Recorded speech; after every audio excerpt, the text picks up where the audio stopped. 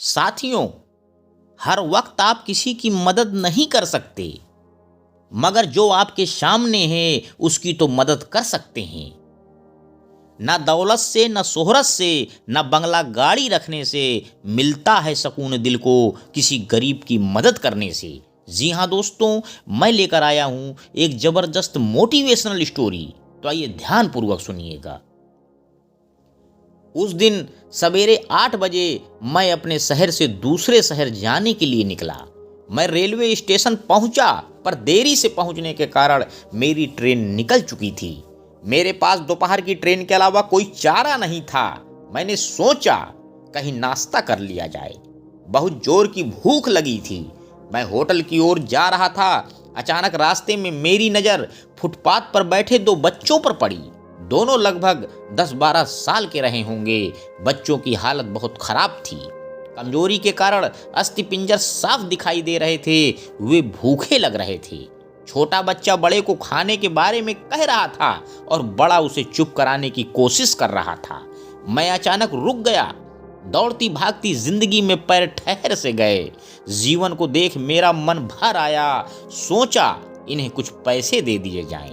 मैं उन्हें 10 रुपए देकर आगे बढ़ गया। तुरंत मेरे मन में एक विचार आया, कितना कंजूस हूं मैं। 10 रुपए का क्या मिलेगा, चाय तक ढंग से न मिलेगी। स्वयं पर शर्म आई और फिर वापस लौटा। मैंने बच्चों से कहा, कुछ खाओगे? बच्चे थोड़े असमंजस में पड़ गए। जी, मैंने कहा, बेटा मैं नाश्ता करने जा रहा हूँ, तुम भी कर लो। वे दोनों भूखे होने के कारण तैयार हो गए। मेरे पीछे पीछे वे होटल में आ गए। उनके कपड़े गंदे होने से होटल वाले ने डांट दिया और भगाने लगा। मैंने कहा, भाई साहब उन्हें जो खाना है वो उन्हें दे दो, पैसे मैं दे दूंगा। होटल वाले ने आश्चर्य से मेरी ओर देखा। उसकी आंखों में उसके बर्ताव के लिए शर्म साफ दिखाई दी। बच्चों ने नाश्ता, मिठाई व लस्सी मांगी। सेल्फ सर्विस के कारण मैंने नाश्ता बच्चों को लेकर दिया। बच्चे जब खाने लगे, उनके चेहरे की खुशी कुछ निराली ही थी। मैंने भी एक अजीब आत्मसंतोष महसूस किया। मैंने बच्चों को कहा, बेटा अब जो मैंने तुम्हें पैसे दिए हैं उनमें से 1 रुपए का शैम्पू लेकर हैंडपंप के पास नहा लेना और फिर दोपहर शाम का खाना पास के मंदिर में चलने वाले लंगर में खा लेना। मैं नाश्ते के पैसे चुकाकर फिर अपनी दौड़ती दिनचर्या की ओर बढ़ निकला।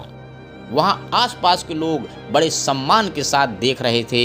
होटल वाले के शब्द आदर में परिवर्तित हो चुके थे। मैंने स्टेशन की ओर निकला। थोड़ा मन भारी लग रहा था। मन थोड़ा उनके बारे में सोचकर दुखी हो रहा था। रास्ते में मंदिर आया। मैंने मंदिर की ओर देखा और कहा, हे भगवान, आप कहाँ हो? इन बच्चों की ये हालत, ये भूख, आप कैसे चुप बैठ सकते हैं?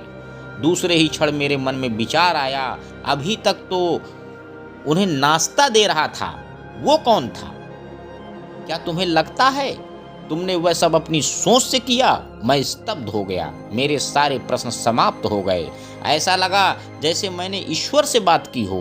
मुझे समझ आ चुका था कि हम निमित्त मात्र हैं। उसके कार्यकलाप वो ही जानता है, इसलिए वो महान है।